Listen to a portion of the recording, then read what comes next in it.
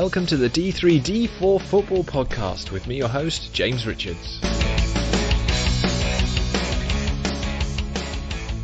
Yes, hello, lower league lovers. We're back again for another D3D4 Football Podcast looking at League 1 and 2 exclusively. And this week there is plenty to talk about. Football is back on the table for us to watch. I actually enjoyed, in slightly eerie silence, the League 2 playoff semi-finals. We'll be chatting about them and how they went. We've also got a decision finally about relegation from League 2 into the National League after an independent panel finally made their decision about how to punish Macclesfield. And we'll be previewing the League 1 playoffs. Joining me today to do all this, my co-host as usual, Ed Walker. And also joining us is Tom Hancock, who runs the Chairboys Central account on Twitter and the website, of course. Tom, welcome to the podcast. Morning, thanks for having me. Are you shocked at Wycombe's ascent up the table? A not bad third place finish that for a team that when football went into lockdown was what, 8th, was it? I mean, there's a lot of things to be shocked about, I think. I think I'm just starting to really process it. I mean, we knew as soon as things stopped where a points per game finish would leave us, as soon as that started being discussed as a potential solution. And honestly, haven't really thought, overall the whole season has been crazy for us, clearly, based on where even our own fans would have predicted back in the summer. And, had the season played out and finished as normal, no one really knows where we would have finished. We might have made the playoffs, we might not have done. Either way, I think we would have really exceeded the pre-season expectations. But yeah, to achieve our highest ever Football League finish, and you can say there's an asterisk there, but there's an asterisk against everyone this season. That's just the way it's been. You've got to see it as the historic achievement that it is, and it is cause for celebration because everyone is in the same boat at the end of the day. And I don't think we should feel guilty or anything about finishing where we have. It's just the way things have panned out. Are you prepared to be the subject of hate mail from Peterborough fans for the rest of your life? I think they've started very well on that, haven't they? And I think Wycombe get a lot of stick all the time. The hoofball tactics, the time wasting.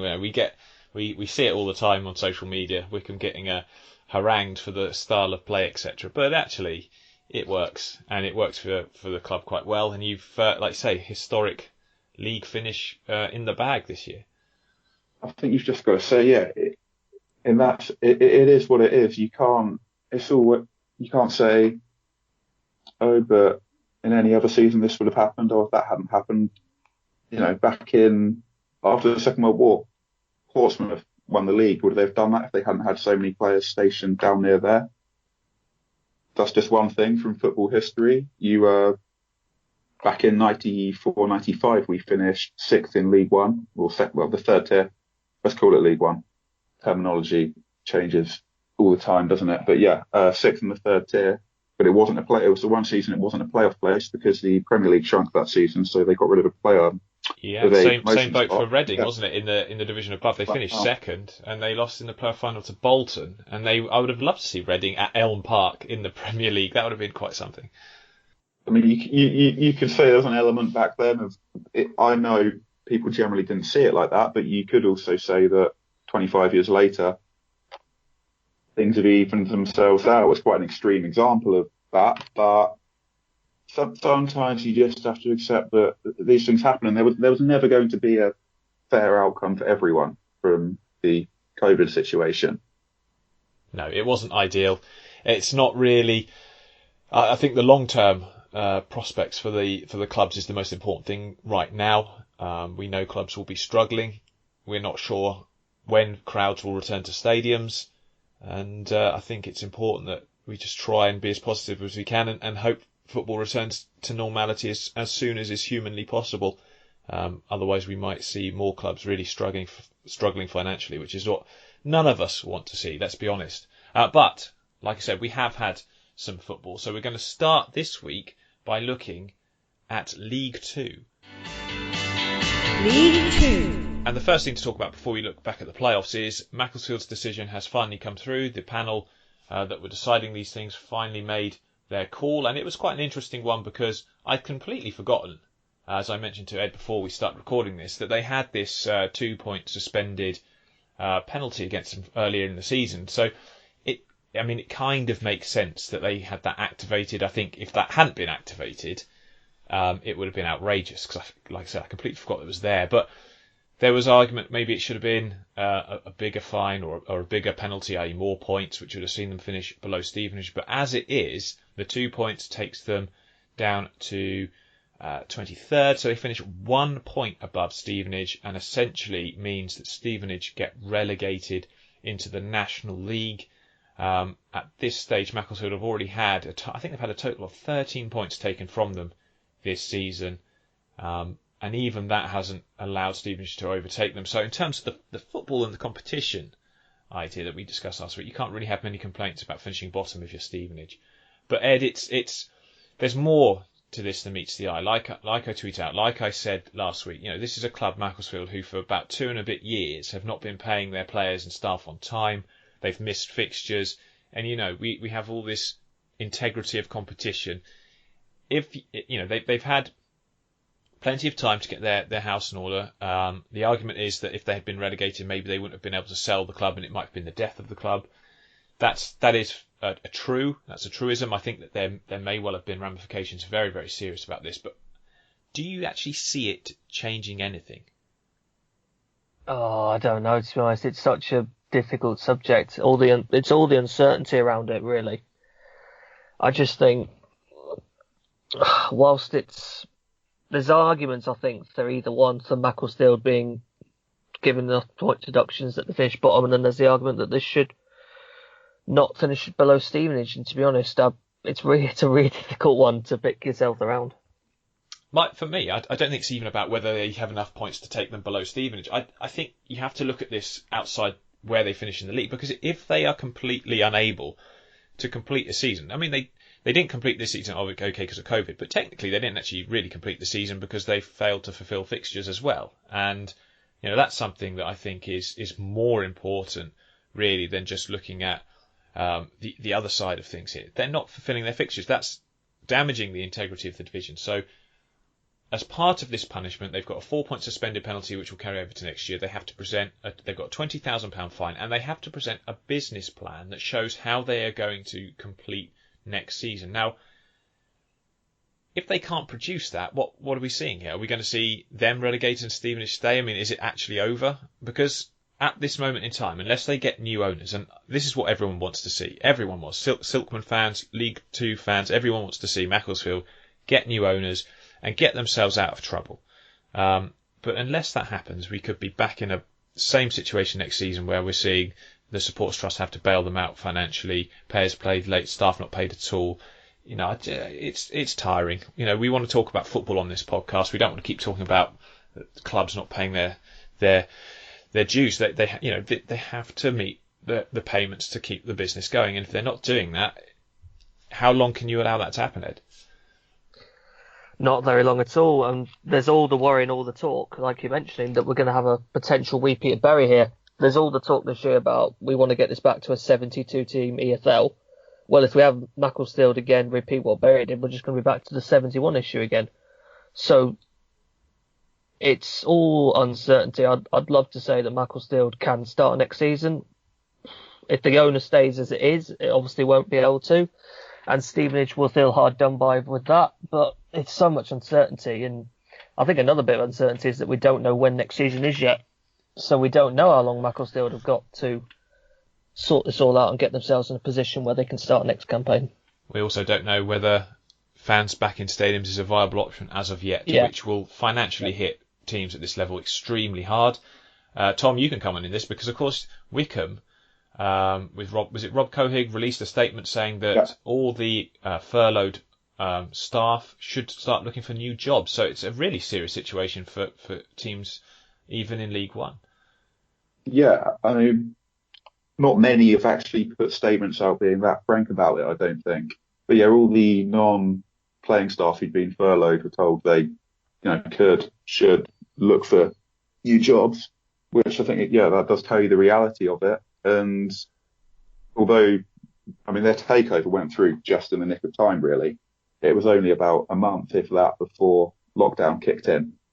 And had they not got everything over the line by then, I don't know what would have happened. Might have been fine, but let's not think about that. It got through at just the right time, and we were in a right state this time last year before they came in. We had some other American investors who had pulled out, and it was all looking a bit bleak, really. But yeah, people might think, oh, Wycombe had a takeover, they should be fine. And Peterborough's owner made a rather snarky comment in response to that statement. And but no, they're not here ploughing money into the club. They're here to get it running sustainably and actually breaking even, which it wasn't doing before.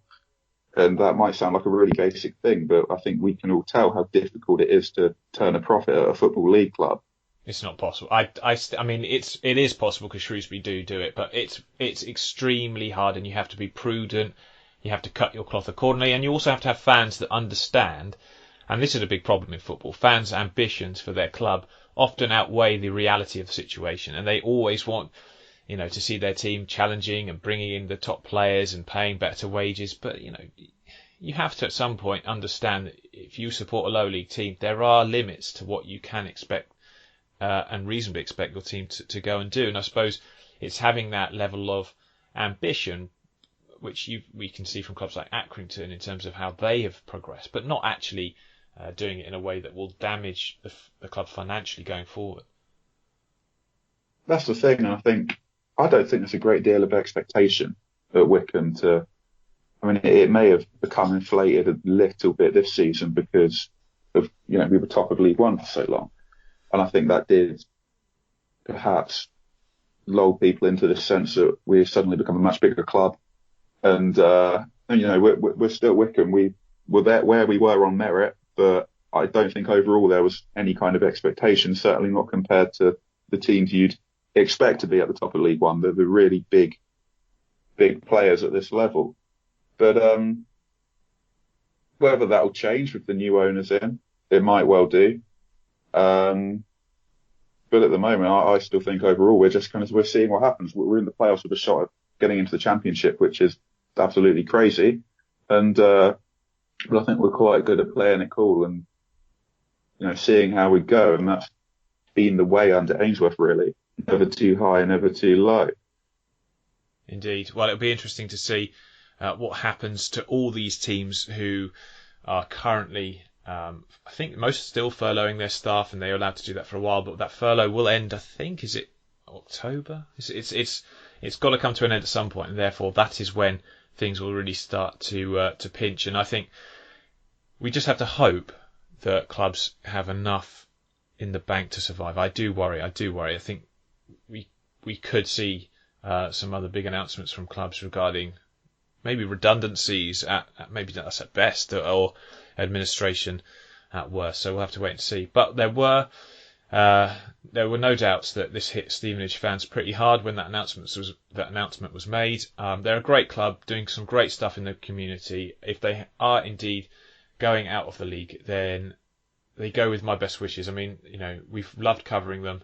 I hope they bounce back as quickly as possible, because as some fans say that they're this small club which no one likes. That's not true. I think Stevenage, maybe not liked by their rivals in the local area perhaps, but for a neutral looking at that club, they're really well run, they're welcoming, and they do a lot for their community. So I do hope to see them back. It's been a poor season on the field for them, and they can have no complaints about that. I think the fact that they released 22 players in their released and retained list just sort of highlighted what a poor year it's been, and the fact they had such a bloated squad. So Alex Revell will have to get that under control, and we'll look forward to seeing how they do next year in the National League. So it does appear that Macclesfield will be with us next season, but three teams that will be with us next season, and one that will be in League One. We're not sure yet, but the first leg of the League Two playoffs did take place on Thursday night. It started with Colchester versus Exeter at a very quiet very surreal sort of atmosphere, because unlike the games on Sky that are being played in the Championship and the Premier League, where they've got piped-in crowd noise, there was none of that for the League Two playoffs. And it was a tight game, Ed. I mean, it was exactly what we said it would be. Exeter lining up with the sort of the three at the back. They had Randall Williams sort of going down the right. They started with Jack Sparks back at left wing back. I thought he would be still injured, but it was great to see him back because he's a really bright prospect. Nicky Law in midfield, captain Jake Taylor. Archie Collins was on the bench for this one. They had Nigel Attengana sort of as that holding midfielder, the defensive sort of linchpin, I suppose you could say, with Ryan Bowman and Lee Martin, who unfortunately didn't last long up front. And then, of course, you saw Colchester playing what was a surprising 4-4-2 with Kwame Poko on one wing and Courtney Senior on the other. The players that we expected to be back, you have Frank Nouble playing up front with Luke Norris, and then you have, of course, Luke Prosser. And Ryan Jackson, who I thought had a really good game at right back. They were back for this game, obviously, even though they're being released at the end of the season. What were your thoughts on it? Because it actually, I have to be completely honest, watching it, it felt very laboured and tedious, and you could see perhaps that they were both quite rusty, having not played for a while. You've taken the words right out of my mouth. I was just about to say that. It felt flat. And that's not a knock on these two teams. It is the period they've been out for. I think if there's been a normal season and we've gone into this playoffs with a crowd, with the normal number of games played, and these two are playing each other, it'd be a much better occasion. But it did feel at times like they're not getting up to speed. I think Lee Martin coming off really impacted Exeter because he was making these lovely runs into the channel where he was linking up with Randall Williams, really giving Cohen Bramall quite a hard time. And when you saw Martin come off, you did notice that Bramall found life a lot easier. He dealt with Randall Williams really well when it was just him against him. And Bramall was still able to get forward and flip the game. And I think Colchester's fullbacks showed just why they are two of the best in this league. They are so dynamic. They're able to get back. They're able to get forwards. They affect the play at both ends of the pitch. And ultimately, as well, with that free kick, they proved the difference. Indeed. I think Cohen Bramall, is he like the fastest thing on two legs? I mean, he literally can fly. I saw him I was at the Cup quarter-final between Crawley and Colchester. And Rhys Gregor-Cox is quick. And he knocked the ball past Cohen Bramall to take it past him. And Cohen Bramall just outstripped him. Unbelievable. And then I was quite shocked at half-time in that game to have a Crawley fan tell me that he thought the Colchester left-back was rubbish. I thought, what game are you watching? Well, he was originally at Hempstead, wasn't he? And he moved to Arsenal, which was quite a big deal at the time. It was non-league up to the Premier League. And then I think he had a loan spell at Birmingham. I think Arsene Wenger saw how quick he was and went, give him a contract. Just give him a contract and we'll see what we can do with him. Hempstead to the Premier League is quite an interesting move, that. But no, he's done really well at Colchester this season, as has Jackson under the side. They're brilliant press fullbacks. Well, funny enough, in that game against Crawley, he scored a free kick. It was his free kick which proved decisive in this one. Now, are you going to say it's Lewis Ward should have done better, or are we saying Cohen Bramall's quick thinking and precise finish was the... How many people from that angle go at goal normally? Normally in there, you expect... I know Bramall had a shot in the first half that was the dipping shot and he might have gone for it. But I think ultimately as a goalkeeper, I think you could be excused from not being on that near post that for me probably. Because most people, you'd expect the cross. You really would. With the big options they've got in there as well with Eastman, Prosser, Nouble, you'd expect a cross from there, even if Bramall did attempt a goal. It was pretty. I mean, on the first viewing, I thought, oh, hello, he's messed that one up, the keeper. But actually, when you saw the replay, it literally pinged into the top corner, didn't it? It was such good technique. Perfectly put. So that puts Colchester in the driving seat. What are we thinking for the second leg? Because obviously it'll be at Exeter, but again, it will have no crowd. Matt J, I would imagine, will have to start from the beginning this one. And I actually thought he was quite busy. I thought he looked quite good. Well, I put my prediction out as my pinned tweet on my account, and I've gone with Colchester to beat Exeter over both legs. And I kind of think this is going to be a draw. I think Matt Taylor needs to definitely rethink his approach with Randall Williams, because if he plays him as he did before, Bramall will take him out of the game. Similar with Nicky Law on the other side, who can influence the game. I think Nicky Law, actually, talking about the first leg, he came off because he was on a yellow, and they wanted to obviously be able to keep him available for the second leg, and I think that affected Exeter as well. They lost that creative power through the middle as much, and they did have Nigel Attengana in there, who was really good. But when you have Randall Williams not really being able to impact the game much, and then Nicky Law not on the pitch, you do notice the difference with Exeter. Yeah, big time. Yeah, very good player. So I saw your pin to it. Yeah, you're very good start. I for reckon. your predictions. I reckon this will be a draw. This second leg at St James Park. I reckon a 1-1 draw, which will see Colchester through 2-1. That's my guess. They're impressive at the back. They certainly are. Yes, definitely. Right, so that left us going into the evening kickoff, the later kickoff of the day between Northampton and Cheltenham. And, I think most people were expecting Cheltenham to be the favourites just because they finished higher and they've had this wonderful season. I talked about them in my previews being like a pick-and-mix side, a side that can play the ball but they're physical when needed to be. They've only conceded 27 goals this season. They notched another clean sheet. Owen Evans was imperious in goal. Fantastic performance from the ex-Macclesfield player. What is he on loan? Where's he on loan from? He's on loan from Wigan. From Wigan, that's right. Yeah. And he was excellent, as were the three centre-backs in front of him. Ben Tozer, who's never been to a barber. I assume he did that himself. I did notice that. It's all right, Ben. Don't worry too much. The barbers are back open soon, I'm sure. Charlie Raglan, who was excellent, got the first goal of the game, and Will Boyle preferred to Jacob Greaves, probably because of the aerial threat, and he was again superb as well. So they were all over the park. Cheltenham, I thought they were the better team. I didn't think Northampton really got into the game. First half, especially, Nicky Adams was quite quiet. He improved in the second half and was creating a little bit more. But overall, that was a complete performance from Cheltenham away from home. Yep, and like I said afterwards, I got to be honest, I like Northampton's team, but I think that's a tie over already. I think Cheltenham will just go and increase the lead more at home. And I think, I know Northampton are going to get Hoskins back, which is going to help them a lot, because I don't think Harriman does not offer the same amount on that right side as what Nicky Adams does on the left. I think we can all agree that. And having Hoskins back will make them a lot stronger. But the difference in quality in Cheltenham just looked miles better at times and got the job. That second goal, I think, from Thomas right at the end just killed it off, really. Wasn't Ryan Broom superb? He was absolutely brilliant, as usual. No surprise at all there. Absolutely ran the game.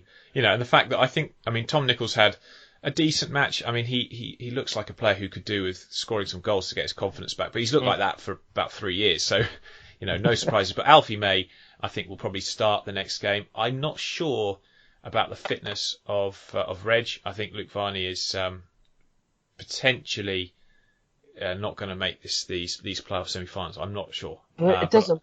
But Cheltenham have got. I joked and I said, when Michael Duff does 11v11s, he has one team made up of all his strikers and the rest is the rest of the squad. Yeah. They've just got so many options up top. It doesn't really matter if they haven't got Varney, to be honest, because there's someone else who can fit in his position. Yeah, Ruben Reid was excellent. He held the ball up well. He was physical. He did everything you'd expect a hold-up striker to do. Tried to turn and get in behind as well. And also Chris Hussey had a game. He was excellent. His deliveries were good. His leadership was solid. They were just all over the park. And Connor Thomas, he doesn't get much of credit 'cause he's not a scorer or a dribbler like Ryan Broom, but actually he comes deep, he gets the ball, he keeps possession, he keeps them ticking. And Cheltenham deserved that victory. Good goal from Charlie Raglan. His movement on that header was superb. He came from the back post to the near post and flicked it in. Charlie Good couldn't keep with him, and I thought Charlie Good's one of the best defenders in this division. Scunthorpe fans might be spitting out their coffee now, but whatever he couldn't make it there, I don't know. But he has been superb this season for Northampton. Keith Curle's going to have to go for it, which I really don't know how that will look in terms of lineup. What I would say about Northampton, though, I was very impressed with Callum Morton. His willingness to run in behind really stretched that Cheltenham defence, and that was their best chance of scoring.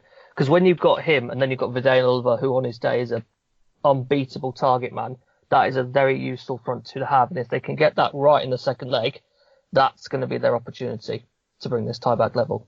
Yeah, and good to see as well that all the players took the knee in both these games to support the Black Lives Matter movement. Something that I think everyone should be doing. I do get annoyed when people say, "Oh, Black Lives Matter," but surely everyone's lives matter. It's not about I don't want to get into a rant here, but it's not only Black Lives Matter. This is about something a bit bigger than that. It's about the continued sort of oppression and ill treatment of ethnic minorities, really globally. And something we want to see eradicated. So I'm very happy to see that all these clubs are supporting it. And in fact, if you haven't watched it, go and have a look at what Dion Dublin said about him being racially abused a couple of years ago. It's mind-boggling. To someone like myself, I don't get it. He said he was filming Homes Under the Hammer, went to a supermarket for a lunch break, and a couple of ladies, a trolley full of shopping, started swearing at him because he put his hand on their trolley to help them when it was overladen. And I'm just shocked, really. Everyone keeps saying it's 2020, this shouldn't happen. That is very true, but it's got to be got rid of at every level possible. I think football with the T-shirts and stuff, like Dion said, it's a good campaign, but at the top level of the game, there needs to be some very strict rules about dealing with racism in football. And I think until we get rid of it in society as a whole, it's going to be pretty difficult to get rid of entirely in football. But great to see everyone supporting that. I hope all our listeners out there are pleased to see that as well. So, anything to add, Ed, before we go and look at the playoffs coming up for League One? I mean, what's your thoughts on the second leg of this? I know you say that you think Cheltenham will increase the lead. Yeah, well, one thing I'm going to say is Monday night, you've got two options. I think it's Burnley Crystal Palace on Amazon Prime or the League Two playoffs. It's a no-brainer what you go with. It's an absolute no-brainer what you pick. Don't bother with that. That's a mid-table Premier League game. No one cares. There's Wembley on the line with this. If you're watching football on Amazon as well, I mean, it's just wrong in all levels. What are you going to do? You're going to watch the football while purchasing video games and books? Look, I know that there's no crowds in this. I know it's not quite the same atmosphere, but playoff football is the most entertaining period of the whole Football League season, and these two teams are going to deliver. So make sure you watch them. Yeah, I didn't even realise there was anything other than League Two football that night, and to me, that's the only thing that matters really. So yes, do watch it, enjoy it. It's going to be pretty nail-biting. I think we'll see a completely different kind of game with Exeter chasing a one-goal deficit at St James's Park. I think possibly the same at Whaddon Road. I'm not sure how Cheltenham will go with this. I think Michael Duff will probably tell them, do not consider yourself to have a two-goal lead. Play this as it's a brand new game, because sitting back will always get teams in trouble. And a two-goal lead, as we've seen, it's nowhere near insurmountable. So... anyway, let's jump in then to a look ahead at the playoffs in League One. League One. And in League One, we see Wycombe Wanderers take on Fleetwood Town, and then something very interesting for me personally, Oxford United taking on Portsmouth. For those who don't listen to us regularly, I have family, my sister, my brother-in-law, they're Portsmouth fans. I grew up in Portsmouth. My dad is the Oxford supporter in the family, along with myself, so that's why I supported the Yellows. But my first experiences of football were down at Fratton Park, because it was going with a friend and his dad to watch them regularly, seeing them play the likes of, they had players like Mark Chamberlain playing in that team, Paul Walsh, Guy Whittingham, very, very, very good players in those times. And Portsmouth obviously nearly made the Premier League, losing to Leicester in the playoffs semi-finals, I think in 93-94 perhaps it was. That was the famous final between Leicester and Swindon, where Swindon let I think it was a 3-goal lead slip, but went on to win 4-3. So yeah, I saw a lot of that football. But before, let's talk about Wycombe first, Tom, because really no one knows how these playoffs are going to play out. No football's been kicked in earnest in League One for months. They're kicking off even later than the League Two. You're coming into it against a Fleetwood team who are a real difficult side to beat. Oxford's bogey team never seem to lie down. They've got good strikers. In fact, they've got good experience and good players all over the pitch. How are you feeling going into this one? Well, I think overall, you've got to look at the fact there's no one has any momentum. And that's one of the key things going into any playoffs. These are playoffs from a standing start. But in that sense, they ought to be the most even, most competitive we've ever seen. That might turn out not to be the case at all. It's been typically tight in the League Two playoffs, at least in the first game. But again, how much of that is to do with the fitness? There's a lot of factors to bring into it, but I do think you can't really, there's no form to go on. Yes, it's effectively the same teams, but 3 months down the line, no one really knows. But in terms of Fleetwood, interesting thing is every game we've ever played against them, save for one cup match, has ended 1-1 or 1-0 either way. And that was no different the last time. Although that was the last time we played them was probably the low point of the season, save for a couple of, definitely at home anyway. Even worse than losing 4-1 to Coventry, because we lost 1-0 to 10 men. And yeah, they were all over us really, but it was really, it still felt like a really limp defeat. Horrible cold night, and everyone left very angry, I think, on their way death. And that's one of the angriest I've ever been at a game, for a home game anyway. But also that night, we probably had about half the team that will start the first leg of these, so I wouldn't read too much into that. It's just a little bit of sort of lingering fear. Barry Mackay in particular tore us a new one that night, but we did lack Curtis Thompson, who's usually so good at sticking to the playmaker and trying to cut them out of the game. He did a really effective job on Marcus Maddison earlier in the season, and we're missing Darius Charles that night as well, who I'm sure you probably know has been key for us at the back this season, striking that partnership with Anthony Stewart. Well, that's one thing, isn't it, about the playoffs having such a long gap, is all the players that were injured who were going to be out for the rest of the season. They're all now back, which is quite a surprise in some respects. I mean, the thing with Charles is because he's got this chronic hip condition, it's effectively it's an arthritic hip. He can't usually do 2 games in a few days. I think we'll probably see an exception. I hope we do this time. Even though it's 2 games in 4 days, but I would hope we can squeeze him through those and give ourselves the best possible chance of getting to the final. Would rather do that than cautiously rest him for the second leg and not make the final at all. But I honestly don't know if it's physically possible for him to do 2 in 4 days. I really hope it is. And then you do have that clear week gap to the final if we're in a position to get there. Well, you did make an interesting point, didn't you, earlier to me before recording, that actually the style of football Wycombe play could be advantageous, I should say, to them going into these playoffs, simply because it will take teams who play a quicker passing game perhaps a little bit longer to get back to that rhythm than a more direct style that Wycombe tend to opt with. Yeah, that's one way I've looked at it, and most of the football I've watched since it's come back has been Premier League, so there's not, Burnley haven't played yet. You take us the most direct Premier League team.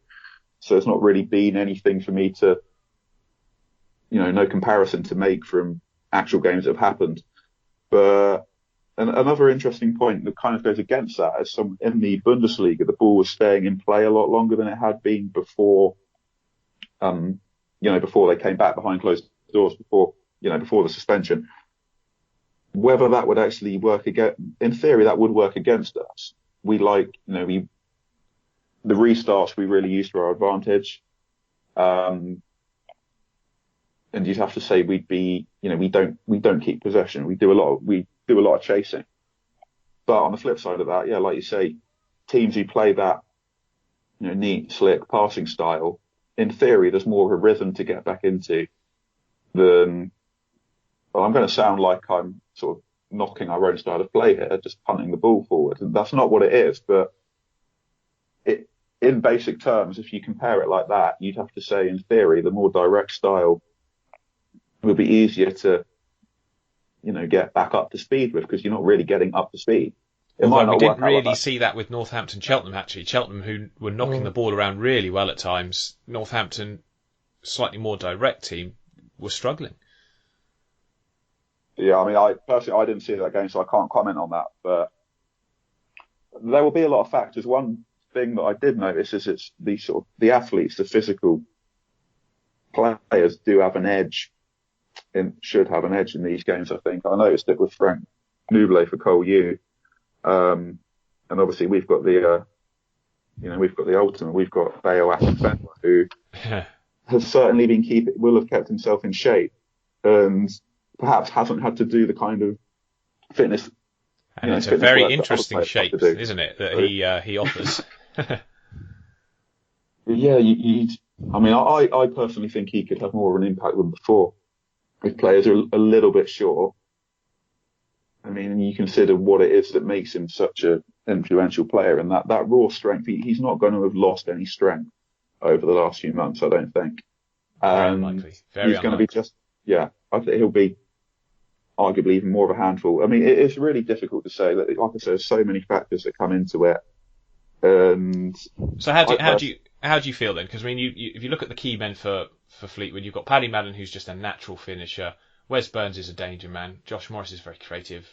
Rossiter in midfield. Harry Souttar is a monster at the back as well. So, and obviously Alex Cairns is probably one of the most underrated and least talked about keepers, considering how often he makes key saves at key times for Fleetwood.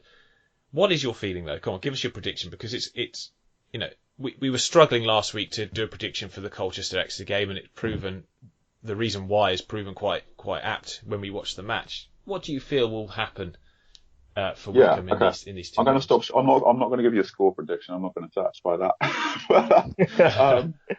In terms of how I think it will pan out in the first leg, you mentioned Souttar. Actually, it's interesting because we started Alex Samuel the last time we played, and we're going long to him, which Alex Samuel's not an aerial presence. So that just wasn't going to work. But yeah, I think we need to adapt, and I mean I think we will start. So Samuel and Akinfenwa tend to kind of rotate that central striker role. So I think we will probably start Samuel in the first game. His ability, he never stops running. He's a pressing machine. He'll get in their faces. He'll just make life hell. As long as we don't, try and go long, try and use him as that aerial focus point. I think if we have David Wheeler in there, he's kind of your main aerial outlet when Bayo isn't on the pitch. He's incredible in the air. He's got a spring that, gets him an advantage that he doesn't have because he's not a particularly, he's not the tallest player. He's not an absolute unit. He's not someone you'd expect to be that strong in the air. But yeah, I think we'd go with the front three of Wheeler on the right, Samuel through the middle, and crucially Fred Onyedinma on the left. Now when Fred Onyedinma is in the team, we are a different proposition. You want to get the ball to his feet and kind of let him work his magic. So there should be a lot less what people might call typical Wycombe hoofball. Although he's not poor in the air either. So you'd have that. And then last time we played Fleetwood, we were overrun in midfield because we were missing Curtis Thompson and Matt Bloomfield. Now, I think you have those two in there with Dominic Gates sitting just behind. That's kind of our midfield of ball winners, carriers, if you like. There's no playmaker in there, but we don't play through the midfield. But yeah, we really lacked that. We really had no hold on the midfield in that last game. And that's where Mackay and Coots in particular had a really strong game against us, and we just couldn't neutralise that threat. And although it was Madden who did the damage in the end for a really soft goal, it had been coming.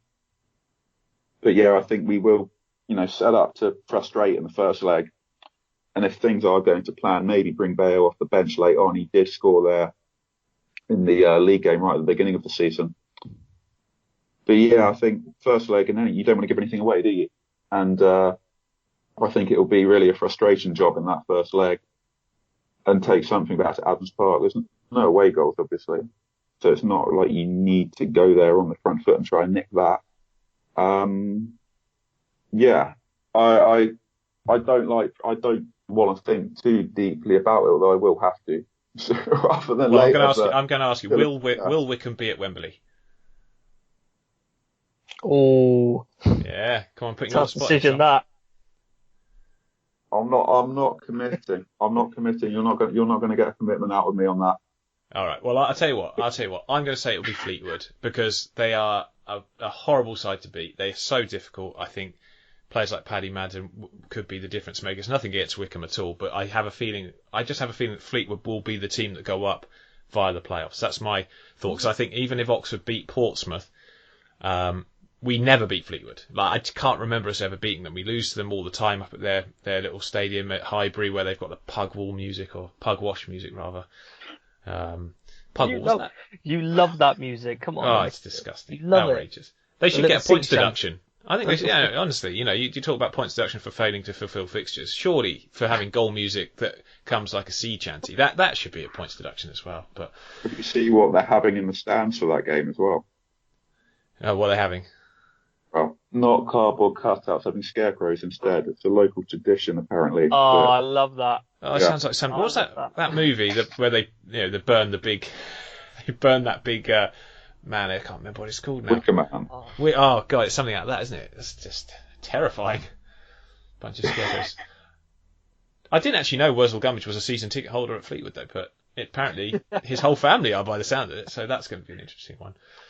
We get into Portsmouth Oxford now, and Ed, I'll get your take on Portsmouth in a second, but for Oxford, the lads in the camp I am reliably informed are feeling confident. They go there, I think we were third when the season finished. We played good football. We've been in good form, pretty much for the entire campaign. A lot of our matches hinge on us keeping possession, being patient, and then giving Matt Taylor the ball. And I think he, again, like when you haven't played in many games, the momentum that Tom talked about not being there is a shame, because we'd won 5 in a row prior to lockdown, including some pretty impressive scalps taking a victory away at Shrewsbury, who are usually quite tight at the back, beating Ipswich away, thrashing AFC Wimbledon 5-0, beating Accrington 3-0 at home. So we've been on good form, but that goes out the window. Funnily enough, the next couple of matches will really be a tough test. We did well. I think we drew with Portsmouth earlier in the season, away from home. Matt Taylor again key in that one, scoring an equaliser right at the end of the game for us. And our style is very much, I'm hoping our style will hold us in good stead, because we play good football, we knock it around. The guys hopefully will be able to continue doing that. But Ed, against the Portsmouth side, who have got, definitely got threats everywhere on the pitch, this is going to be a very intriguing matchup. Right, just before I begin, speaking as the actual neutral here, it is a well-known fact that those playoffs will not be truly good until there's Burton Albion involved. That's a fact. So I'm sorry, out there now. I don't know where you've read that. That's truly fact. It's not in my notes. It's a decent set of playoffs, this anyway, but it's missing the best team in the league. But we'll ignore that. We'll move that on to another time. You can only have one. I'm sorry, there's already a team in yellow in these playoffs. There's no room for 2 teams in yellow. Well, I've decided that. Anyway, I'm not entirely sure still who's going up, because this is really difficult, but I have a feeling the winner of this Oxford-Portsmouth tie goes all the way. That's my feeling with it. And you made the point for Oxford, I'll make the point for Portsmouth. Portsmouth's team, just looking through the squad list, is superb. You've got Craig McGillivray and Alex Bass as the keepers. The back line, you've got Christian Burgess, Paul Downing, Lee Brown, Steve Seddon, who's been sensational, loan from Birmingham as well. Ross McCrory sometimes been put at right back. Into midfield, Tom Naylor, Ronan Curtis on the wing, Andy Cannon in midfield, Marcus Harness out on the right, Cameron McGeehan, Gareth Evans, Ben Close, Ellis Harrison up top. You've had Hawkins got there, and sometimes a centre-back. Brett Pittman's an option as well. The squad is just superb, and I know they had that awkward start to the season. There was a bit of doubt about Jackie, but they persisted with him. They've reaped the rewards, and they've come into this. And I think if this had been a normal season, you'd be looking at Portsmouth and the form they're on and saying that would take them all the way. And I am interested to see whether Oxford can beat them at Bratton Park now that there is no crowd, or whether they can fully finish the season. Well, Oxford play in a 3-sided stadium, so if any team is used to playing without atmosphere, it's us. I like Fleetwood. I do like the Wycombe squads. It's good to see them in the playoffs, but I think the winner, the team that goes up, is going to be whoever comes from this Oxford-Portsmouth tie, but I'm not entirely sure yet who I think is going to win that. Well, obviously, Ed, it's Oxford, like I say. What, the second best yellow team in League One, yeah? Yeah. I'm sorry, I'm just having a look at the table here. Hang on. Where did the other team in yellow finish? Just think about Kassam Stadium, middle of August. What happened? Scott Fraser, how many goals? Yeah, but that's fine. We let you have a few points just to keep your playoff dreams alive. I mean, we're quite a generous team. We didn't want to see Burton fans tear up their season tickets and stuff. So we allowed for that. And obviously, we didn't really want to finish above Rotherham, because it's much more exciting doing it through the playoffs than being promoted via points per game. So I'm quite glad we threw the Burton game on purpose to allow. Right. Okay. Yeah. Yeah. Right. Yeah. We'll go with that. I'll see you next season. We'll see. In all seriousness, though, it's going to be an excellent matchup. Yeah, I think key players for Oxford, Rob Dickey. I don't think he'll be with us next season, regardless of what division we're in. I think there's plenty of interest, Premier League sides included, in his services. So maybe if we go up, we'll have a chance of retaining him in the Championship. We'll have to wait and see. Matty Taylor, though, key man for Oxford. And James Henry, Mr. Cool, calm, collected, been there, done it, and always a man who's got penchant for goals at key at moments. So He will be our key player. I think for Portsmouth. Ronan Curtis to me. Yeah, I'd agree. I think he's sensational. He's been brilliant. And I just have this sneaky feeling John Marquis, after a fairly... I mean, yeah, he's had a quiet season by his standards. He probably will score and be one of those, you think, you sod, you... He's easily one of the best strikers in this league. It's obvious. You remember from his time at Doncaster, and he hasn't hit the numbers he did at Doncaster, but he's still been a player at Portsmouth can rely on. Yeah. The options for it. Yeah, big matchup. If Portsmouth's midfield can nullify Oxford's passing game and stop us getting our rhythm, then Portsmouth have a great chance. I mean, they are a good side as well. They play well. They've got I mean, Marcus Harness, I think is a really talented player. I think if they can bring him into the game and make him a sort of a bit of a focal point. He's had a few quiet matches in his time at Portsmouth, but I still really believe in him. I think he's going to do superbly well as a football career, going forward. And with Portsmouth's, I mean, certainly Portsmouth have the better striking options. I mean, Oxford have Matt Taylor, but you've got Ellis Harrison and John Marquis. You've got key players in those positions. So we shall have to wait and see. We're all very City on the fencey here, but I'm going to go with Fleetwood getting through to play Oxford in the final, and then the bloody Cod Army will beat us. Because they always do. And that will probably be just the way it goes. But we'll have to wait and see. Any last thoughts on this, Tom or Ed? I think it's going to be much like League Two. I think it's just going to be a great set of games and forms out the window. And any four of those sides remember the chance of making it all the way. So good luck to them. I'm just looking forward to seeing our giant flag on the telly. So. Yeah, I saw the West Ham Stadium look pretty impressive yesterday with all the banners that were there. It didn't help the football for them at all, really. I think West Ham are a side that need Danny Cowley as their manager sooner rather than later. That would be when I'll sit up and actually take note of what they're doing. But until then, they're always the side that have owners that don't know what they're doing and buy really bad players for a lot of money. But anyway, so guys, hope you've listened to this. Thank you to all of you who voted for us in the Football Content Awards. We'll have to wait and see how that pans out. There were so many votes. I mean, obviously, we are, I'd say, rank outsiders to say the least. But we're very happy that we made the finalist for Best Podcast. And if you're a patron who has supported us throughout this season, thank you ever so much. If you can have a look at doing that and join up, that would be really great. It's $1 a month. And for that, you help us keep going, keep producing these podcasts. And yeah, really grateful. Absolutely. Enjoy the football this week, whoever you support, whatever team you're rooting for. If you're a neutral, just get involved. Watch the playoffs. They're really exciting matchups. But until next week, it's goodbye.